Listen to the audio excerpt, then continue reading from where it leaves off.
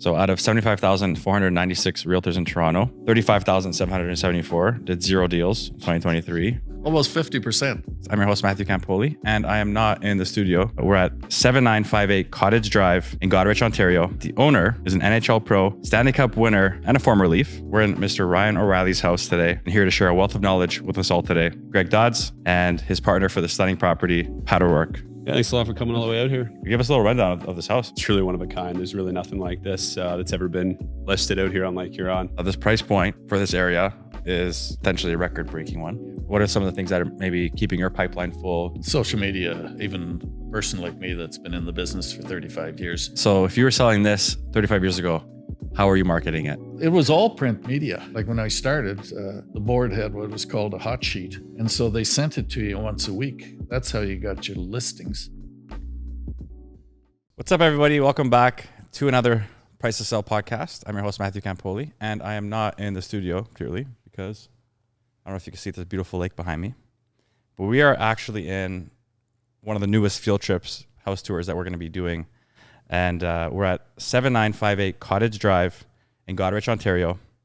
And what's cool about this property is that the owner is an NHL pro, Stanley Cup winner, Conn Smythe winner, and a former Leaf, Mr. Ryan O'Reilly. We're in Mr. Ryan O'Reilly's house today.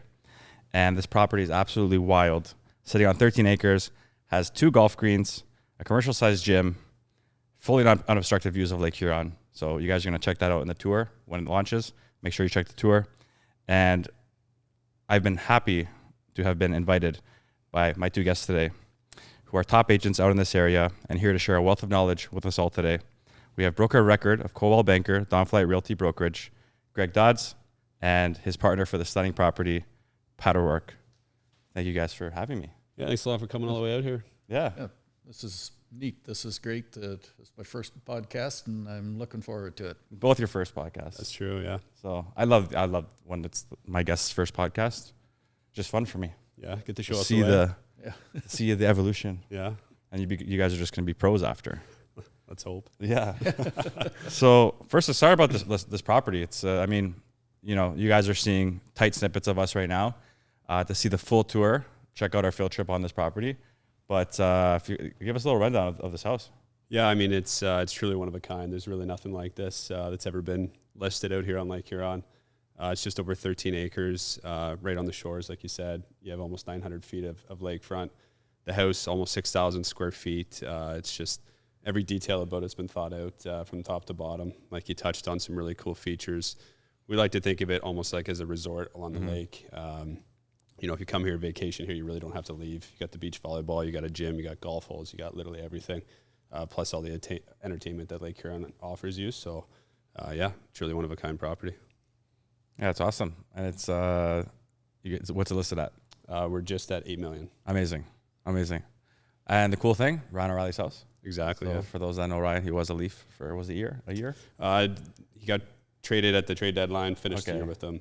Okay. Made it to the second round of playoffs, which is something the Leafs haven't done in a while. So yes. Yeah, he helped them with that. Nice. Yeah. And we're still back to square one this year. Unfortunately. But let's get into a little bit about the both of you. If you guys want to give a little history. I know you have a good partnership because Pat has 35 years in the business. You're 6 years in. A little bit of the new wave and the old wave mixed together. I'm sure that works wonderfully together. Let's get into a little bit about who you two are.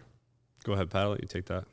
Well, like you said, I've been in the business for 35 years, so I've seen lots of ups and downs in the real estate world.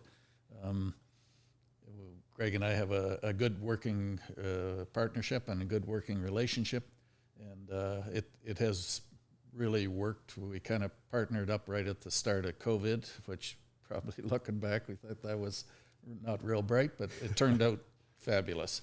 And I remember Greg saying, well, what's going to happen with COVID? And I said, I don't know. I've never seen them shut the country down before. So I think we were a little hesitant, but as it turned out, it was the best 2 years of my career, and as Greg's as well. So it is a good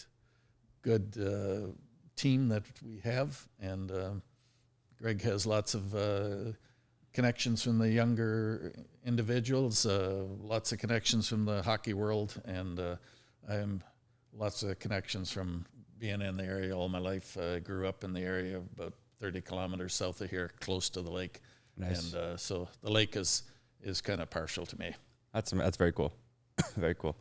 For me, it's Lake Ontario, Yeah. downtown, that we can't swim in. That's my lake. So that's why I asked if you could swim here. Eh? Yeah. I was wondering. That's funny. And you played, so yeah, let's get into, give us a little scoop. Yeah. So for me, I guess the tie-in here with Ryan, I played hockey growing up, played a little bit of pro. While I was playing pro, I was taking my real estate license. My plan originally was to do real estate in the summers in between seasons and go back and keep playing. I ended up blowing out my ankle my last year I was there. The plan was still to go back, but started with the real estate, met Pat, obviously. Things started to progress a little quicker than I expected with that career, so I decided to hang up the pads and just go kind of full-time in the real estate. I think I was, a year or two into it before we ended up partnering up, like Pat said, right before COVID. But basically, I'd say both of our careers kind of took off a little bit when we partnered up. It just kind of was a perfect storm, and Pat's been a wealth of knowledge, like you said, over 35 years in the business. So he's been someone who's taught me a lot along the way, given me a lot of confidence to make some big business decisions and big moves in my life. I guess that's kind of part of how I got to owning the brokerage at a young age and so quickly. Knowing I had Pat in my corner kind of really helped with that. Yeah, super cool. Super cool. To be owner of office, to already have like the business built out.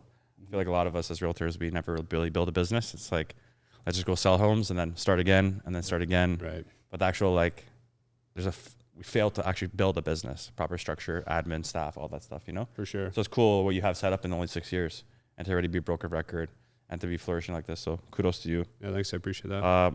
Curious though, what are some of the skills that translated from hockey, from playing pro, like the mindset, all that of being a professional hockey player into the game of real estate? Yeah, that's a great question. Honestly, there's a lot of similarities. I think the biggest one is probably the work ethic, especially, again, like tying in with the Ryan here. Used to train with him growing up since I was about 15, and watching him train off the ice is just, it's something else. Like, I've never seen a guy work so hard at something, which is obviously part of why he's got a house like this. He's been very successful, but I kind of took that training and that work ethic and dove into real estate with it, and really made sure that I just, put my mind to something, really worked hard at it and used that for sure. And obviously the connections like Pat touched on, obviously with this listing, it's a great connection through hockey, but there's been lots of other clients that we've brought in and done deals with that are connections I made through hockey in the area. Yeah.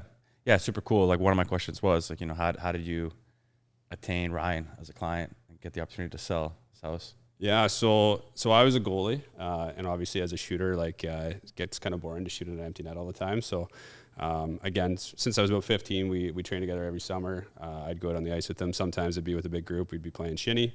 Other times it'd be just the two of us out on the ice. And obviously when you're spending that much time with somebody in the summer, you get to know them pretty good. And I think he just kind of gained a bit of a comfort level with me, likely through that. I look at him more of as a friend than I do like a celebrity, even though a lot of people around here, he is very well known. Everyone knows this is his house and who he is. He can't really go anywhere around here without being recognized, which obviously, again, he deserves that. But, for me, again, I looked at him more as a friend or someone I'd go, play hockey with. So I think that added to the comfort level that he probably felt with us. And it was honestly just after a skate with him a couple years ago, asked me to come take a look at his house, and kind of just snowballed from there. Very cool. Very cool. And this price point for this area is potentially a record-breaking one. Yep. Yeah, would be by far. Yep. Is that a lot of pressure for you guys? Oh yeah, Yeah. we're up to a challenge. Yeah. And it is a unique property, and it is, you're right, the price is more than any other listing on Lake Huron, on this side of the lake anyway. So it's something that I know when we had our agents open house, lots of the agents said, your pictures don't do this justice. You really have to see this property. And I think when people do come and see this, they'll realize the value here. And, it's sitting on 13 acres of privacy. You haven't got anybody next door to you. Most of the waterfront properties are kind of much smaller in frontage, and so you don't get that privacy in those other ones that you will here. Very cool. So now, obviously, like, getting into like selling luxury and such a fantastic property to market. What are some of the things you guys are doing to like really push this out there to try and give it extra exposure, do things differently, really bring in that right buyer for this home? Yeah, so I mean, we're kind of going all out with this one, I would say. So I guess this kind of ties back into your question of how we got the listing too. We ended up flying down to Nashville to meet with Snook and his financial team. Sorry, Snook is his nickname. Okay. Ryan Snook, if I use that, it's just interchangeable. So we flew down there, met with them. Pretty cool trip, actually. Took care of business the first day we were there, and then got to enjoy the city a little bit. Flew down, meet with him and his team, which we kind of did a big pitch to them of all the different things we were going to do that were kind of outside the box of what a traditional listing around here would look like. One of the things we did was the agent open house that Pat touched on. That's not an uncommon thing to do around here, but I'd say a successful one is maybe 5-10 people kind of thing we'd get out. I think we had around 75 to 100 come out to this one. So that's even just speaking for GTA Asian open houses. That's remarkable. Yeah, it was really special. We had Cowbell Brewery in Hessenland. They're a winery around here. So we had both of them come out. We had Cowbell set out front there with a tent. We had Hessenland in here with their wine set up. So, we kind of beer drinkers outside, wine drinkers in here. As people were touring through, we had the music going and stuff. It was a really cool experience for everybody. Worked out really well. We have James. He's our in-house media guy with Downflight Media. He's done a great job with our reels, TikToks, getting the coming soon stuff out. More views on that than I think anything we've ever posted. Obviously, this property kind of helped with that, but just getting it out as much as we can. Bringing you guys in obviously is huge too. We're looking at some magazines, digital advertising, and just getting it out there as much as we can. Very cool. We did that on a late in the evening so we could see the sunset and whatnot. So that was, some of the agents left before the sun really set that evening, but it still was a unique agent's open house to do that in the evening. Normally that doesn't happen, but we need that exposure, and we know what the sunsets do to properties here in this area. For sure. Where if you're across the lake, you don't get the sunsets, you get the sunrise. But here you get the sunsets in Lake Huron. Which is beautiful. Yep. Fully unobstructed too. Yep. You see the whole horizon. Oh yeah. Which is awesome. Yeah. And then when it comes to price, so obviously, again, this is like record-breaking listing in this area. How did you guys come forth with like the pricing and like the strategy behind that? I think it was a difficult thing to price it because there is no true comparable to it on Lake Huron. There is in the Muskokas, but not here. So we kind of looked at cost to rebuild and whatnot, and took the comparables that were out there that were much smaller, much less lake frontage, and we came up with this price, and we feel it is a fair price for the property, but it is a record price for waterfront property in Lake Huron. Yeah, like Pat said, we try to make the adjustments from the Muskoka, Niagara, and the lake areas like that as best we could. One of the people actually who did a showing on this property, they said, if I was to buy this in Muskoka, I'd be looking at 20-25 million for something like this, right? So it kind of sets the the standard of what we are selling here compared to everything else. And there's been sales in the 3.5-4 million range up and down the lake, but when you see what you get for that compared to this, like, it's just really not a comparison. It's not even close. And like Pat said too, the cost to rebuild, we've looked at that on this property, and we do think it's a fair price that should attract a lot of buyers. And so far, we are getting some good traction on it, which is awesome, which is amazing. Yeah, it's cool to the comparison. That was one of my things too. I wanted to somewhere in like this in a different pocket like Muskoka, you're over the 20 mil mark, because it is an extravagant piece of property here, and as you guys will see in the tour when you check it out. But that's always been a curious thing for me. I'm sure a lot of agents too. It's just like, when it comes to these very unique properties, how does the pricing really happen?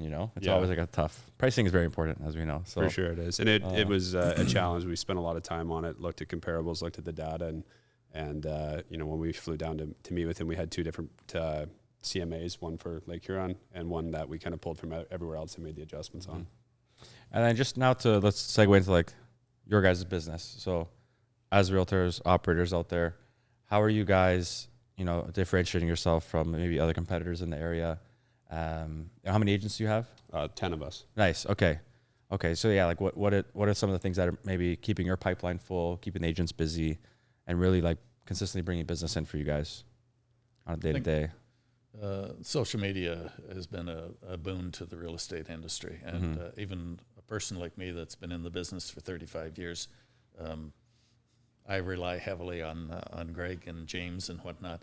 But that's for somebody like myself that's been at it a long time. When I started, there was no social media. Yeah. And so I see what it does, and I see that it's so important, especially for a property like this, to expose it to as many people as you can get out there. Question though. So if you were selling this 35 years ago, how are you marketing it? That's a good question. That's a very good That question. is a good question. There's a local newspaper, and there was it was all print media. Yeah. There was no, like I had a cell phone, but that was it. Like there was no, we talked about fax machines and things like that, where today that's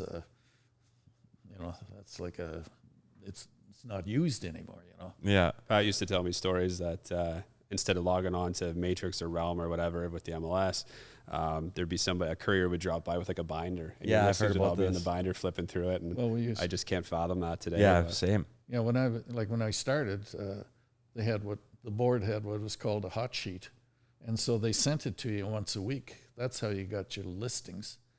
Like you didn't have it instant like it is today. Yeah. And so if something come on the market locally, if somebody noticed it and they said, "Oh, what's that property worth?" You had to phone the agent and find out about it. Today, it's not like that. And so but surprisingly, we sold a lot of real estate 35 years ago. Yeah.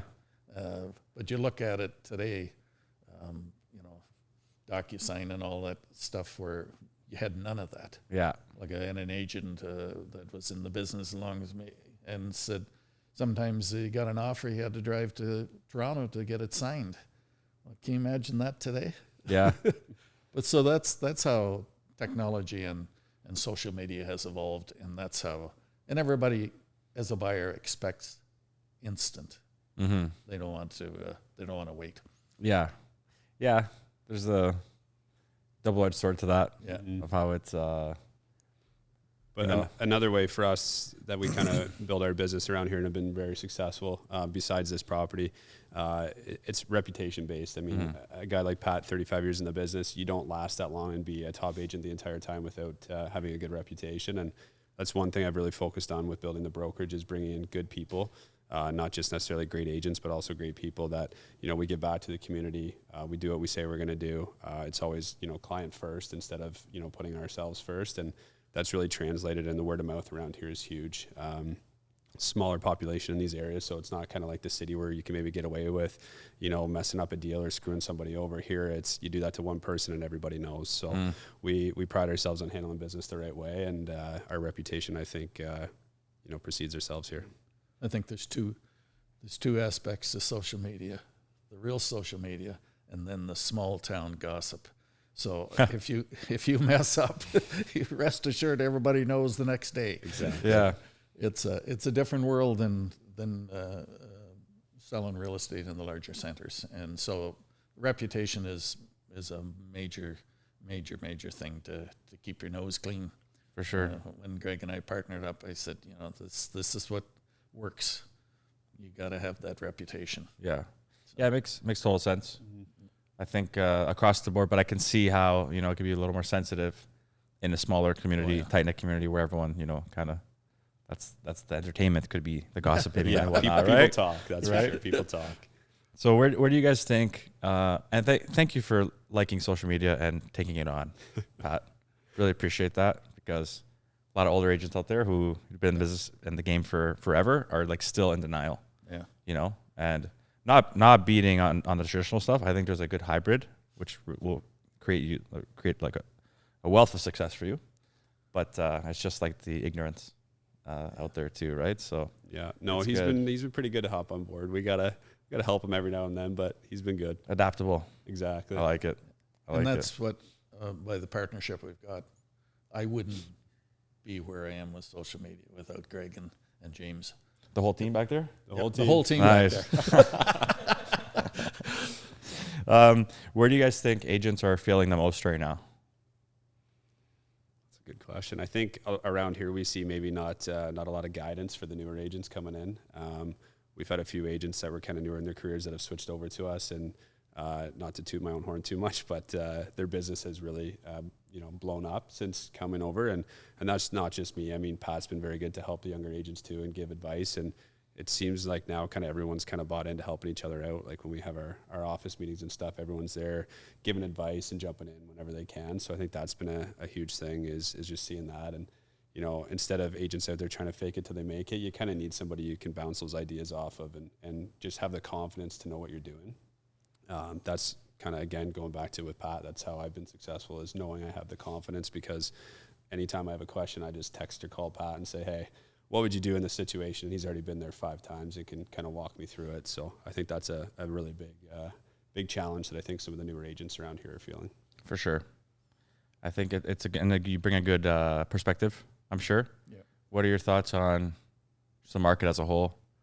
I'm sure you've been through a couple cycles. Yeah, I've been through a few of them. Yeah, right. So you started in the 90s?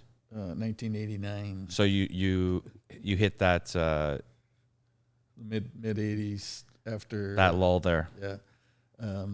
So it's, I look back over it and I think, some years you weren't as productive as you would have liked to have been, but there were some extenuating circumstances like high interest rates or whatnot, or recessionary times. But if you look at it overall, my business didn't really fluctuate too much. I felt that you had to work a little harder sometimes in those areas. And I think that's, I really didn't, there's some agents that just kind of go by the wayside when times get a little tough. But in my circumstance, I didn't really see that a whole lot. Well, yeah, there was years that weren't as nice as you would have liked to see them. But overall, I think you just have to work and it's not just throw a sign on the lawn and things happen. For sure. And this is one of the things when Greg and I, we worked together for a couple of years before we kind of partnered up, and I saw that work ethic in Greg. I saw him create his own business. So, lots of times over the years, we had new agents come in the office and they wanted part of my business, and we're competitors. We're fully commissioned salespeople. And so that didn't always work the best in my mind. I don't mind helping an agent, and I think Greg realizes that. But those are agents that are going to work and create their own business to a certain extent. For sure. And then in terms of seeing the different cycles from like an economic standpoint, where we've had, let's say, the downfalls, the climbs, where we're at now, relative to maybe patterns you've witnessed in history over time, what do you think is, happening right now relative to maybe some other downtimes and potentially where things are going to go? Well, at the start of the year, Greg and I always kind of sit down and do a little brainstorming and do a little forecasting. And Greg said, I think we're in for a real good year. I was somewhat more hesitant because some of these mortgages are coming up for renewal and whatnot. So but as it turned out, we've had a fabulous year. So it's once again working, not giving up when you think things might not be the way they are. I do a lot of my business by referral. I probably do business with some of the third generation that I started with. So that business takes a long time to create that, but that's an important part in slow times as well as good times. So, that's where's it going to go? I think we're still, if interest rates seem to ease down a bit, I think they will, but not a whole lot is my projection over the next year. You'll see the real estate industry recoup some of that. We're not going to get back to COVID times. I agree. That was a flip, and certainly it was an advantage for majority of agents, and anybody that wasn't successful during that time shouldn't be in the business. Yeah. Agreed. Agreed. Yeah. Hence why a lot of people have fallen off, especially in the GTA. Yeah. You're seeing a lot of that, eh? Yeah, I think, again, fact check this, guys. I think it was like 20 to 30,000 fell off Really? in Ontario. Fact check. Yeah. Not too sure. I remember seeing that number somewhere or reading something, but I know quite a few agents have just got out of the business Oh, yeah. because they came on witnessing what was happening, Yeah. the ease of it, and then realizing, you know, kind of getting that rude awakening. You know what I What mean? it's really like, yeah. Yeah. I mean, we see stats every now and then of the amount of Trub agents that, you know, how many deals they do per year and how many don't sell anything or sell one or two. And I know your average price point's a lot higher than what we have out here, but we just can't fathom that. I mean, the amount of deals we put together compared to that, it's hard to imagine that they would stay in the business and pay the fees. So it does make sense to see a drop off like that. Yeah, I have actually had a picture sent to me with these numbers. So out of 75,496 realtors in Toronto, 35,774 did 0 deals in 2023. So almost 50% Yeah. did not do the deal. 30,344 did 1 to 5 deals. 5,775 realtors did 6 to 10 deals. 3,171 realtors did 11 to 30 deals. And then drops to 260 realtors did 31 to 50 deals. 172 realtors doing 51 plus deals. So It's crazy. that whole 95-5 Yep. rule, Still 95% applies. of the Still business. applies. It Yeah. applied Still applies. 35 years ago, and it still applies Yeah. today. Yeah. I mean, it's just gonna. Yeah, it just speaks to, like, you know, you're gonna have the ones that work really hard are just gonna eat up the market share. Yep. Right. So as we come to the end of the pod now, I like to just ask a couple rapid fire questions. Sure. Have some fun. Okay. Buckle up. So I'll do like back to back. Okay. Okay. We'll start with you. Okay. Favorite hockey player of all time. Ryan O'Reilly. Good answer. Yeah. Safe. Think Pat? I had to. I'm not a hockey buff, so I'll say Ryan as well. There you go. Okay. Nice. Wow. That's Ryan. Out of all the years, he picked you. I've seen a few hockey players in his He day. picked you. Yeah. Best piece of advice you've ever received. Oh, that's a good one. One of my coaches up in North Bay, Tom McCarthy, he helped me make some big decisions in my life. My last year junior, kind of helping me with which university or college I was going to go. And he basically said, once you make a decision, like, that's it. You can't look back on it because you're going to kind of torture yourself with the anxiety of making that decision the first time. So once you've made it, you move on. You don't look back, or else it's going to keep eating you up kind of every time you look back. So I kind of took that into consideration when I made the decision, like leaving hockey, going after real estate. Looking back, it's been an amazing decision that I did that, but at the time it was very hard. So I think that one's helped me through some big decisions in my life. That's a huge one. Yeah. Yeah, it's a huge one. And you, Pat? I think I've prided myself in this business of being honest with people. Sometimes it costs me business because they may not like what I have to say. They don't accept the value that I may put on their property or whatever. But I think overall, I think that's a big thing in this industry, and I think we've seen agents that are successful too, and maybe not just being as honest as they could be. But like I say, in a smaller community, I grew up in this area. My ancestors came to Canada 170 years ago, so Wow. we're a name out there that, and a name that I have as a realtor that's trusted, and I think that's important. And that's I've always felt good when I did a deal. I always felt good, even though it didn't come together. I did what was right. Yeah. Love it. Love it. I'll start with you, though, now. Favorite movie of all time? Do I have to be awake for these? Because I don't know. You got me letting. Go back to him. I'll think about it. Okay, we'll come back. Favorite movie, I don't know. throughout university with hockey roommates, Wolf of Wall Street was always kind of a staple. Huge. I always put it on, Huge. so I'd say that Wolf of one. Wall Street's awesome. Yeah, I love it. Yeah. You guys should throw a Wolf of Wall Street party here. Yeah. Back to you, Pat. I'm still not with it. Sorry. We'll just put the Jeopardy music? Yeah, there you go. Yeah. Okay. It's fine. Well, you know what? There's probably a couple of movies you like. We'll leave it to the audience to guess. Now Guys, you got me. put in the comments what you think Pat's movie is. Favorite movie is. How Okay. about vote like your little teaser with what NHL player you're going to today? Yeah. And then this is one I like a lot. If you could have dinner with any influential figure, dead or alive, who would it be? Jeez. Pat, you want to take that one? Or are you still thinking about the movie? Any influential figure?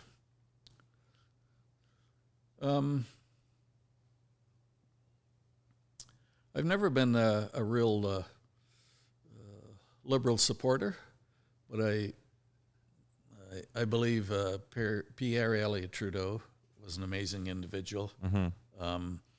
Didn't always agree with him. He didn't always do what I wanted him to do, but I felt he was an intelligent individual, and I just felt he didn't really give a crap what people thought about him. I'll do what's necessary.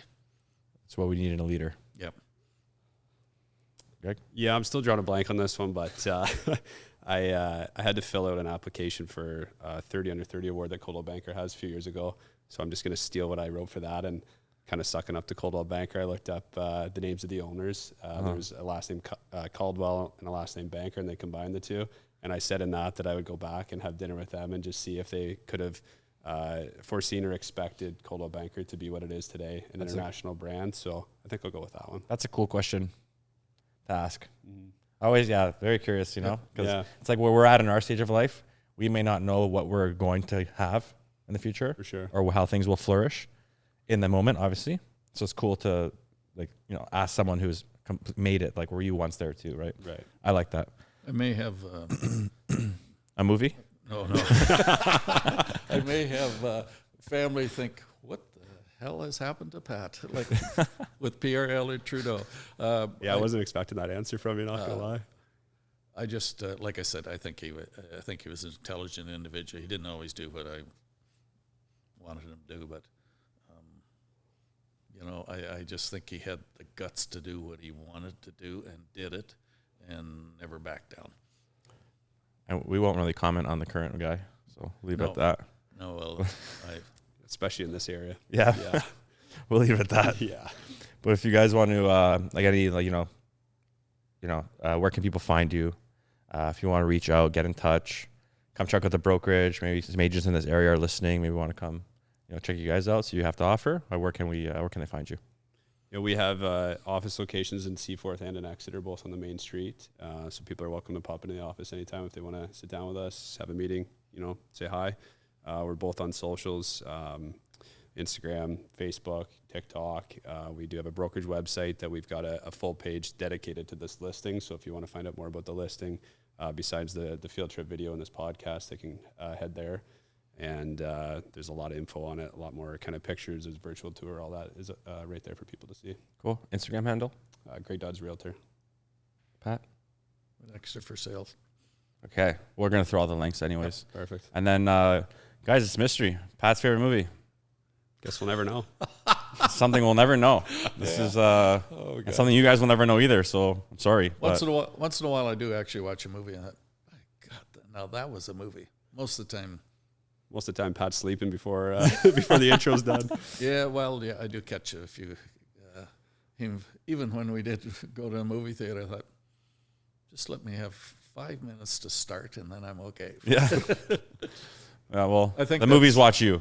Yep. You might be a lot of movies' favorite movie. So, but thank you guys for always tuning in. Please don't forget to like, subscribe, share us with someone you think will find value in it. If you want to find these gentlemen, the links are in the description. Please don't forget to check out the house tour. Ryan O'Reilly's house will be released on our YouTube channel under Field Trips as well. And we'll see you guys on the next one. Peace.